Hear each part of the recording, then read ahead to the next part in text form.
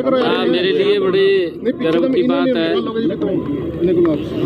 कि हरियाणा कुश्ती दंगल अंतर्राष्ट्रीय गीता जयंती महोत्सव के इस अंतिम दिन के कार्यक्रम में हमारे जो खिलाड़ी हैं पिछले 3 दिनों से आप सही कर लो यार, अलग अलग स्थानों के ऊपर पूरे हरियाणा प्रदेश के अंदर ये गेम्स चल रहे थे।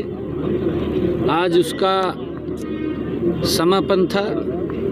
इस समापन के ऊपर हमारे हरियाणा प्रदेश के सभी भीम अवार्डी, अर्जुन अवार्डी और हमारे सभी खिलाड़ी आज कुरुक्षेत्र की इस पावन भूमि के ऊपर उपस्थित हुए और यहाँ पर हमारे खिलाड़ियों ने इस कुश्ती दंगल में अपनी प्रतिभा को सभी के सामने वो रखा है। कुछ फर्स्ट आए हैं, कुछ सेकंड आए हैं, कुछ थर्ड पोजीशन पर भी रहे हैं। मैं सभी खिलाड़ियों को जिन्होंने पार्टिसिपेट इस हरियाणा कुश्ती दंगल में किया है, चाहे वो जिला स्तर पर थे या वो स्टेट स्तर के ऊपर आए हैं, उन सभी को मैं बहुत बहुत बधाई और शुभकामनाएं देता हूं, क्योंकि हमारी ये प्राचीन परंपरा रही है और प्राचीन इस परंपरा को लगातार आगे बढ़ाने का काम हमारे सभी हरियाणा के लोग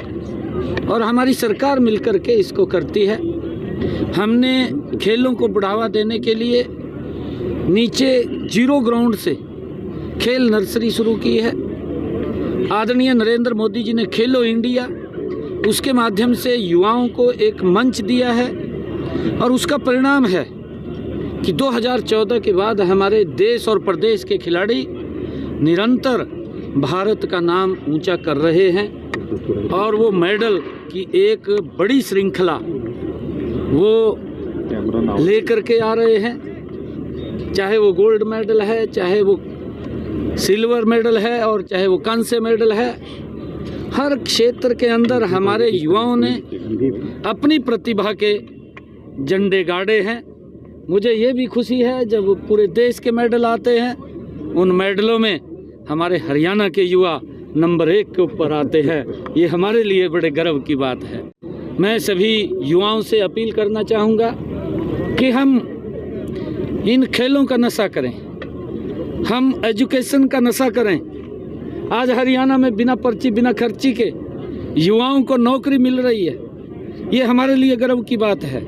और अन्य नशों से हम बचें, नशा करें हरियाणा की माटी का, हरियाणा के खेलों का, हरियाणा के हमारी संस्कृति कल्चर का, और हम हरियाणा को आदरणीय मोदी जी के उस सपने को साकार करते हुए मैं इस आज के इस अवसर के ऊपर हरियाणा प्रदेश के युवाओं को कहना चाहूँगा कि प्रधानमंत्री जी का जो एक विजन है कि ये भारत 2047 तक विकसित राष्ट्र बनेगा, ये वही क्रीम है।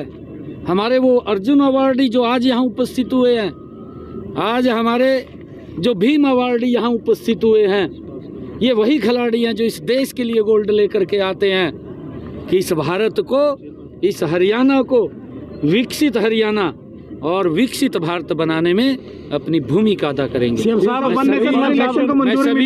सभी युवाओं से मैं पुनः अपील करूंगा, हर प्रकार का जो नशा है जो हमारे शरीर को नुकसान पहुंचाता है या हमारे शरीर की को कमज़ोर करता है, नशे से हमारी विकास की गति कम होती है।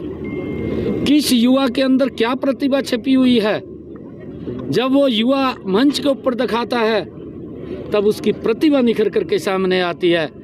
अगर वो गलत रास्ते पर चला जाता है तो प्रतिभा भी अपना दम घोट लेती है, वो प्रतिभा दिखाई नहीं देती। मैं युवाओं से अपील करूंगा कि नशे से हम बचें।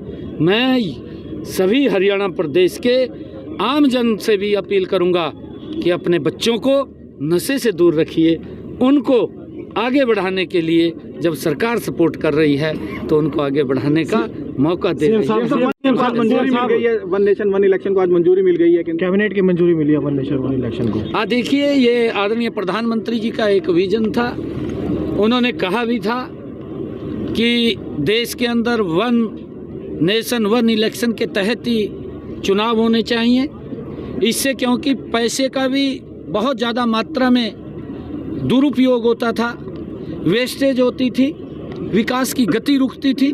और विकास की गति इसलिए रुकती थी क्योंकि हर 3-4 महीने के बाद कहीं न कहीं चुनाव होते थे।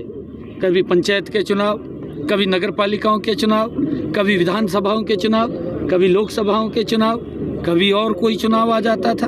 तो इससे आचार संहिता के कारण विकास की गति रुकती थी, पैसा ज़्यादा खर्च होता था। परंतु आदरणीय प्रधानमंत्री जी का जो ये विजन है, ये स्वागत योग्य है।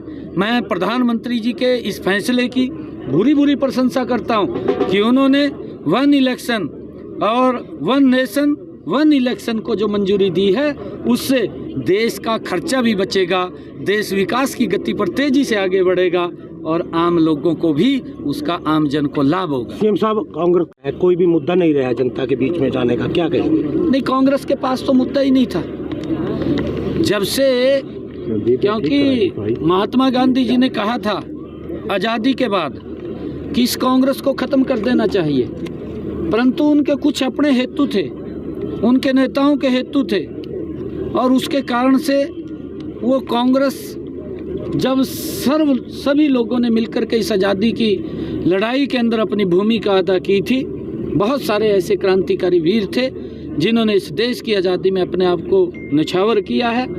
और उसके बाद उसका लाभ लेने के लिए कांग्रेस के कुछ लोगों ने, कुछ नेताओं ने इसको जिंदा रखा, परंतु जो उनकी कार्यप्रणाली थी, वो कार्यप्रणाली इस देश को नुकसान की तरफ ले जाती दिखाई दी और लगातार भ्रष्टाचार में डूबती हुई ये कांग्रेस पार्टी, क्योंकि उन्होंने अपने स्वार्थ के लिए इसको जिंदा रखा। परंतु आज देश समझ चुका है और जब देश समझा है तो वो ऑटोमेटिक बाहर हो रहे हैं, समाप्त हो रहे हैं। प्रदेश अध्यक्ष और प्रभारी आपने सामने हो गए, दोनों एक दूसरे को बयान को लेकर कांग्रेस के। देखिए, मुद्दा नहीं है कोई, कांग्रेस पार्टी सदमे में है, सदमे में है क्योंकि लोगों ने नकारा है और लोगों ने इस बुरी तरीके से नकारा है क्योंकि ये लोग ये भ्रष्टाचार में लिप्त लोग हैं। और अब एक दूसरे को ऊपर जब कोई मुद्दा नहीं मिलता तो फिर एक दूसरे पे आरोप तो लगाना पड़ेगा। पहला तो बेचारी ईवीएम को रगड़ दिया, कहा ईवीएम कहा खराब है, ईवीएम हैक कर ली, पहले तो उसको ऊपर पिल गए ये लोग। जब उनको दिखा भी इसमें तो कोई हमारा बटने वाला कुछ नहीं है, फिर उन्होंने एक दूसरे पर आरोप लगाने शुरू कर दिए, ईवी तो कपड़े भी पाड़ेंगे। जी, बहुत बढ़िया आज ये प्रोग्राम, और इस तरह देश की कुश्ती में बहुत फर्क पड़ेगा। कुश्ती से प्रोग्राम और भी होने चाहिए, जरूरी है। यहाँ कुश्ती और निकर का बहुत बढ़िया प्रोग्राम है, बहुत अच्छा लगा। तो आपने भी अभी दंगल में भाग लिया था? हाँ, मैंने दंगल में भाग लिया था और ब्रॉन्ज मेडल आया। तो युवा खिलाड़ी जो युवा जो है, हाँ, आज के टाइम पर नशा बहुत चल रहा है।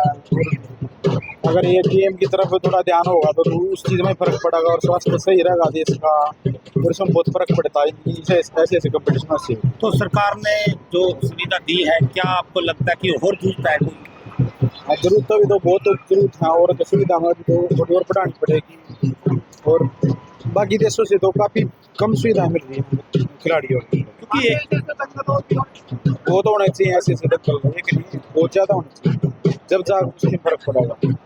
मेरा नाम क्या है? मेरा विक्की होगा, रोहतक जिले में।